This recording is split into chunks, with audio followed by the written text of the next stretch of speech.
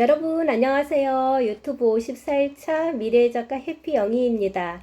여러분 오늘은 어제에 이어서 김효선 에세이 오춘실의 사계절 그 두 번째 시간 오춘실의 여름입니다. 오춘실의 봄 이야기가 어린 시절과 결혼 그리고 새로운 삶의 시작이었다면 오춘실의 여름은 출산과 노동 그리고 가족을 위해 살아온 고단한 시절 그리고 피하려야 피할 수 없었던 힘들었던 시절의 이야기입니다. 여름은 뜨겁습니다. 오춘실의 여름도 오춘실의 인생에 있어서 역시 뜨거웠습니다. 그녀에게 여름은 일해야 했던 그런 시간이었습니다. 먹고 살기 위해서 일해야 했고 또 가족을 위해 일해야 했고 딸아이를 키우기 위해 일해야 했고 또 내일을 위해 일해야 했습니다. 우리는 흔히 노동을 직업으로 생각합니다. 하지만 어떤 사람들에게 노동은 직업이 아니라 그 삶 자체였습니다. 오춘실도 그랬습니다. 오춘실의 이력은 조각조각입니다. 공장에서 일했고, 식당에서 일했고, 병원에서 일했고, 가수원에서 일했고, 청소를 했고, 폐지와 폐병을 주었습니다. 일의 이름이 계속 바뀌었지만 살아가기 위한 몸부림이기도 했습니다. 이런 인생을 우리가 얼마나 많이 알고 있을까요? 어쩌면 우리 주변에 너무 많아서 오히려 보지 못했을 수도 있습니다. 여기서 저는 오춘실의 그 여름 이 부분을 읽으면서 어머니라는 단어를 다시 한번 생각하게 되었습니다. 어머니는 직업이 아닙니다. 그런데 우리는 이상하게도 어머니에게 모든 역할을 요구하고 있습니다. 밥을 해주는 사람, 빨래를 해주는 사람, 그리고 아이를 키우는 사람, 가족을 걱정하는 사람, 아플 때 돌보아주는 사람, 그리고 당신이 힘들어도 괜찮은 척 하는 사람. 하지만 그 모든 역할을 하기 전에 어머니도 한 명의 사람이었습니다. 김효선 작가는 바로 그 부분을 놓치지 않고 이 책에 써놓았습니다. 오춘실을 단순한 우리의 어머니로 그리는 것이 아니고 한 여성의 삶으로 바라보고 이 책에 써놓았습니다. 그래서 이 책은 더 아프고 더 따뜻한 이유이기도 합니다. 오춘실의 여름에서도 수영 이야기가 계속해서 나옵니다. 어머니에게 수영을 가르치는 딸, 평생 딸을 가르쳤던 어머니를 이제는 딸이 수영을 가르치고 딸에게서 수영을 배우는 어머니의 역할이 서로 바뀌었습니다. 어쩌면 수영은 오춘실에게 단순한 운동하는 것이 아니라 처음으로 당신의 삶의 무게를 내려놓은 연습일지도 모릅니다. 수영장에서 엄마와 딸은 많은 이야기를 나눕니다. 사실 우리가 가족과 가장 가까이 있지만 서로의 이야기 그거를 잘 듣지 않습니다. 그런데 물속에서 엄마와 오춘실은 조금씩 과거를 이야기하면서 또 있었던 일을 이야기하면서 서로를 조금씩 알아갑니다. 과거의 기억, 그리고 살아온 날들의 이야기, 그리고 힘들었던 순간들, 그리고 미처 하지 못했던 말들까지 이 수영을 하면서 엄마와 딸은 이야기합니다. 그런데 수영은 이렇게 많은 기억을 불러오지만 여름은 그 무엇도 피할 수 없는 계절입니다. 햇빛을 피하려 해도 그 뜨거움을 우리가 그 자체를 피할 수는 없습니다. 그래서 사람들은 여름은 피하는 게 아니라 견디는 계절이라고도 합니다. 오춘실의 인생도 그 여름 자체였습니다. 하고 싶어서 하는 일이 아니라 해야 해서 하는 일, 그리고 좋아서 버티는 것이 아니라 가족을 위해 버티는 것, 자신을 위해 사는 것이 아니라 보다 가족을 더 우선에 두고 사는 시간이 훨씬 길었던 삶입니다. 우리는 너무 쉽게 그 그것들을 희생이라고 한 단어로 정리해 버리곤 합니다. 저는 오춘실의 그 삶을 단순히 희생이라고만 말하고 싶지 않아요. 왜냐하면 오늘을 살아내고 내일을 준비하는 힘, 그것이야말로 오춘실의 여름이 가진 힘이 아닐까 싶어요. 오춘실은 남편을 믿었지만 번번이 다니는 회사를 관두고 남편은 도박에 빠져서 살아갈 힘을 잃습니다. 남편을 대신해서 그 아이에게 먹일 것이 없어서 안 해본 것 없이 일을 해요. 오춘실은. 그러다가 너무 힘들어서 외갓집으로 도망갑니다. 그러나 그 두고 온 딸이 걱정되어서 다시 돌아오죠. 다시 돌아오고 이제 그런 일이 있었다라고 하니까 작가가 엄마 그때 아빠랑 왜 이혼하지 않았어? 하니까 너만큼은 아빠 없는 아이로 키우고 싶지 않았다라고 합니다. 사실 작가는 많은 스트레스로 인해서 적응장애라는 진단을 받고 한동안 알코올에 의존하고 살았어요. 작가는 점심도 김밥으로 대충 때우고 밤이면 술로 살았죠. 그리고 그 많은 일들을 해내다 보니까 코피를 자주 흘렸습니다. 수영장에서도 그렇게 코피를 흘리는데 분홍색 수영모를 쓴 아줌마가 그러는 거예요. 그렇게 코피를 지금 흘리면서 열심히 살아야 5, 60대 가면 좋은 날도 있다라고 위로를 해주죠. 그리고 엄마도 옆에서 거듭니다. 나도 한때는 그렇게 코피를 쏟으면서 일을 했다라고 해요. 그래서 이제 작가는 거기서 많은 위로를 받습니다. 사실 엄마는 너무 피를 많이 흘려서 응급실까지 실려가는 그런 상태에서도 아이에게 아이를 굶기지 않기 위해서 청소 일을 하곤 했어요. 이런 이야기를 들으면서 작가는 이제 많은 위로를 받고 또 그 응원에 힘입어서 인생을 회피해온 그런 순간들을 이제는 맨정신으로 마주할 용기를 냅니다. 이렇듯 엄마에게서 또 수영에서 같이 하는 사람에게서 그렇게 위로를 받고 또 이제 알코올에 의존하지 않아도 되는 그런 상태로 돌아오죠. 딸과 엄마는 많은 이야기를 합니다. 엄마가 그 과거에 아파트로 이제 이사하게 되어서 그 보증금을 빼려고 하는데 남아있던 보증금 70만 원을 주인이 주지 않는 거예요. 뭐 여기는 뭐 여기가 고장나서 뭐 어째서 갖가지 이유를 붙이면서 보증금을 돌려주지 않습니다. 그렇다고 이야기를 하니까 또 그 동네 아줌마도 나도 그랬잖아, 나도 때였잖아, 이런 식으로 이야기를 하는 거예요. 사실 얼마나 부당한 일인가요? 지금 같으면 있을 수도 없는 일이죠. 그런데 정말 그 시절에 엄마는 그렇다고 하니까 또 그거를 포기하고 이사를 합니다. 그리고 이제 그런 이야기를 하죠. 그 인간도 곱게 죽지는 못할 것이다. 심보가 지독한 인간이 잘 되는 걸 못 봤다. 뭐 이런 식으로 이야기를 하니까 작가는 마치 소설 속의 이야기 같은 거죠. 그나마 엄마가 그 인간도 곱게 죽지 못할 겨 이 한마디에 작가는 또 그 소설처럼 즐겁게 받아들입니다.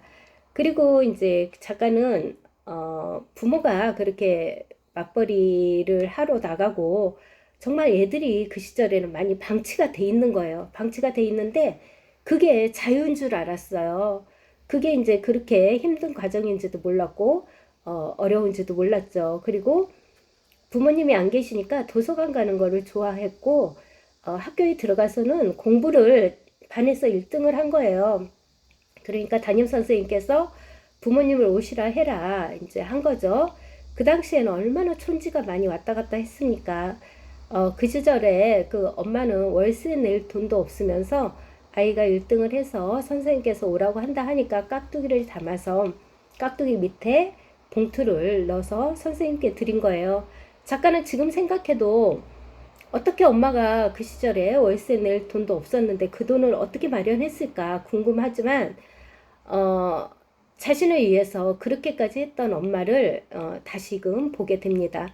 그래서 이제 엄마는 그 선생님에게 그런 이야기를 듣죠. 이렇게 공부 잘하는 애는 뭐 강남으로 보내야 된다, 뭐를 해야 된다, 이렇게 어, 조언을 들어요. 그런 엄마를 상상해 보면서 아, 정말 그 어려움 속에서도 자식의 교육만큼은 부모의 노릇을 최대한 하려고 정말 애쓴 그런 엄마를 다시금 생각하게 됩니다. 소설은 언제나 현실보다 좋아했어요, 작가는. 왜냐하면, 그 소설이라는 게 그렇잖아요. 당장의 현실을 회피할 수 있는 공간이기도 하니까요. 그래서 이제 그 작가는 이런 모든 일들을 수용을 하면서 엄마와 이야기를 나누는데 엄마는 걸핏하면 넘어지고 걸핏하면 뭐 개에 물리고 하여튼 사고를 많이 당합니다. 그런데 엄마는 그거를 엄마 탓만 해요. 세상 탓을 하지를 않습니다. 어, 세상 탓을 해야 하는데 아직까지도 지금까지도 엄마는 그게 잘 안 돼요. 엄마는 이렇게 무르고 유연합니다. 말랑한 엄마는 하지만 당신이 스스로 기분 좋아지는 방법을 잔뜩 알고 있어요. 그렇게 당하면서도 스스로 그거를 기분 전환할 수 있는 그런 엄마입니다. 여러분 엄마와 함께여서 그 가능한 풍경 여러분에게는 그런 추억이 있으신가요? 작가는 엄마와 함께여서 가능한 풍경이 있습니다. 길거리를 가다가도 어, 개가 있으면 귀여워서 이렇게 쓰다듬기도 하고 그래서 이제 작가도 엄마 덕택에 개가 예뻐져서 개를 먼저 만졌죠. 그리고 나서 두 번째로 엄마가 만졌는데 엄마의 손을 물어요. 만약에 작가가 개를 만지지 않았다면 엄마를 그렇게 물지 않았을 텐데 엄마가 예뻐해 줬 당시에는 물지 않았잖아요. 그런데 작가가 뭔가 좀 개의 심경을 건드렸겠죠. 그러니까 두 번째로 만지는 엄마를 물었어요. 그래서 한동안 또 엄마는 수영장을 못 가고 또 사람들은 엄마의 안부를 궁금해하고 이렇듯 그 수영장 이야기와 엄마의 이야기가 엄마의 그 오춘실의 여름에서는 이어집니다. 엄마는 여러 그 이력 조각조각 난 이력들이 많잖아요. 한 군데를 오래 다니지를 못해요. 왜냐하면 물론 뭐 손이 빠르거나 뭐 그러지를 못해서 상대방에서 마음에 안 들어서 자른 경우도 있고 또 엄마가 그만둔 경우도 있고 또 아이를 늦게까지 그 방치할 수 없어서 야근을 원하는데 엄마는 할 수 없어서 그만둔 것도 많습니다.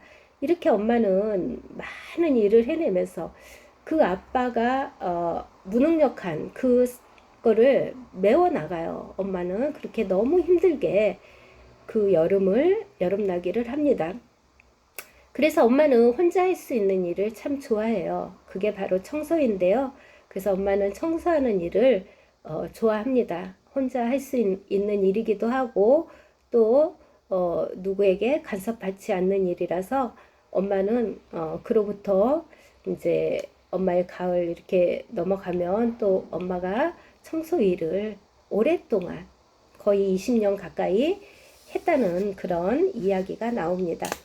여러분 이렇게 오춘실의 여름은 오춘실이 그 아이를 낳고 또 하고 싶어서가 아니라 어쩔 수 없이 살아가기 위해서 또 그 삶을 견뎌내야 하기 위해서 열심히 일했던 그런 과정을 이야기해 놓은 거고요.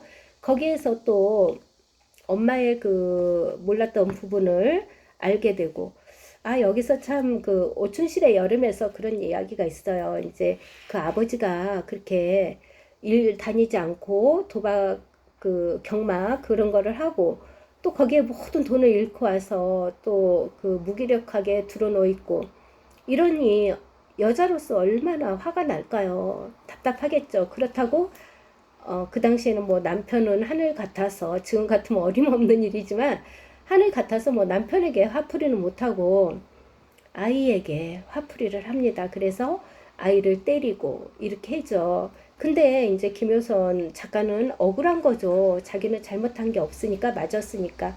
그래서 수영장에서 그런 이야기를 합니다. 엄마 그때 나는 잘못한 게 없는데 엄마 왜 나를 때렸어? 그러니까 엄마가 그렇죠. 아빠 때문에 너무 속상해서 화풀이를 해서 너에게 화풀이를 해서 정말 미안하다. 진정한 사과를 합니다. 작가는 여지 자기에게 잘못한 사람들이 작가에게 사과한 사례가 한 번도 없었는데 엄마로부터는 진실된 사과를 받아요. 처음으로. 그런 이야기가 있습니다. 어쩌면 우리는 살아가면서 그 상대방이 잘못하지 않았는데도 우리가 가혹하게 한 일들도 있지 않을까요? 그런 일이 있다면 혹시 기억이 난다면 우리는 진정한 사과를 해야 될 것 같아요. 저도 어려서 우리 아이도 엄청 이제 저를 닮았는지 고집이 셉니다. 고집이 세가지고 뭐를 이렇게 5살 땐가 그런데 지금도 기억을 하더라고요. 그때 이제 저는 처음이자 마지막으로 아이에게 손찌검을 했는데 너무 바락바락 대드는데 너무 논리정연하게 저한테 들이대는 거예요. 그래서 저도 모르게 아이의 따귀를 한 대 딱 때렸어요. 그랬는데 그거를 아직까지도 기억하는 거예요. 그래서 제가 결혼하고 얼마 있다가 아이에게 저도 사과한 적이 있습니다. 딸 정말 엄마가 그때는 미안했어. 그랬더니 딸이 그거를 기억하고 있더라고요. 여러분 혹시라도 그런 일이 있으시면 여러분께서도 사과는 뭐 반드시 해야 되지 않을까요?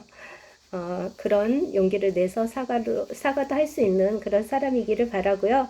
우리가 여기 오춘실의 여름에서 이제 그 배운 메시지는 저는 그런 것 같아요. 엄마들은 정말 그 엄마라는 이름으로 모든 것을 희생하면서 이렇게 살아왔는데 우리는 당연하게 받아들이고 당연하게 어, 엄마를 그렇게 대접하는 게 아닌가. 정말 작가처럼 엄마의 삶을, 엄마의 과거를 이렇게 함께 여행하면서 엄마에 대해서 그 더 알아가고 엄마의 수고에 대해서 감사함을 표하고 이러면 어떨까 싶습니다. 그 작가도 그거를 여기에 써놓지 않았나 싶어요. 그리고 엄마가 이제 그 세상 탓을 하지 않고 자기 탓으로 다 돌렸던 것처럼 지금은 뭐 그런 법이 많이 좋아져서 그렇게 부당한 대우는 받지 않았지만 혹시라도 그런다면 우리는 내 탓으로 하지 말고 부당한 건 부당하다고 이야기할 수 있는 그런 용기 있는 사람이 되는 것도 중요하다고 생각합니다. 그리고 이제 이 작가가 어쨌든 적응장애 이런 걸로 약을 먹고 또 술에 의존하고 이렇게 하잖아요. 그렇지만 그거를 이렇게 이제 주위에서 이렇게 응원해주는 메시지라든지 그런 걸로 극복을 하고 그러잖아요. 혹시라도 주위에 그런 사람이 있으면 따뜻한 시선으로 우리가 말 한마디라도 따뜻하게 해준다면 그 사람이 좀 더 좋아지고 약에 의존하지 않고 술에 의존하지 않고 현실을 바라보지 않을까 그런 생각도 해봅니다. 여러분 우리는 누구나 혼자 살아갈 수는 없습니다. 내 주위에 있는 사람들과 잘 살피고 그 사람들의 마음까지도 헤아릴 수 있는 너른 마음의 소유자이기를 바랍니다. 여러분 오늘은 오춘실의 사계절 중 여름의 2번째 시간이었습니다. 내일은 3번째 오춘실의 가을로 오겠습니다. 여러분 지금까지 함께 해주셔서 감사드리고요. 고맙고 사랑합니다. 나가시기 전에 좋아요, 구독 잊지 마시고요. 그럼 우리 또 내일 만나요. 안녕.